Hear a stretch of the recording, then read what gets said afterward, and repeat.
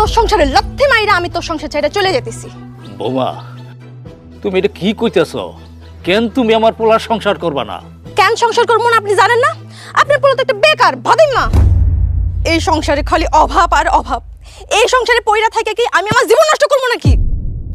আমার আর ভাল লাগতেছে না, এই জন্য এই অভাবে সংসারটা ছাইড়ে আমি চলে যেতেছি। দেখো রুকসানা, আমি তো কাজকর্ম করার চেষ্টা করতেছি, পড়ালেখাটা শেষ করছি, কিন্তু কোনো চাকরি বাকরি জোগাড় করতে পারতাছি না। আর আমি তো খেত খামারের কাজও জানি না। এখন আমি কি করবো তুমিই কও। তোর কিছু করা লাগবো না, আমি ভালো কইরাই জানি তোরে দিয়া কিছু হইব না। আমার একটু ভালো মন্দ খাইতে দিতে পারোস না, ভালো জামা কাপড় দিতে পারোস না, আর স্বর্ণ অলংকারের কথা তো বাদই দিলাম। আমি বুঝছি তোর এই সংসারে থাকলে না খাইতে খাইতে আমি একদিন এমনিতেই মরে যাবো। এই জন্য আমি সংসার করবো না, আমি আমার বাপের বাড়িতে যাই আর তোর ডিভোর্স দিব। এমন কথা কইও না রুকসানা, আমি তোমার অনেক ভালোবাসি। তুমি যদি আমার ডিভোর্স দিয়ে দাও তাইলে আমি বাঁচবো না। আমি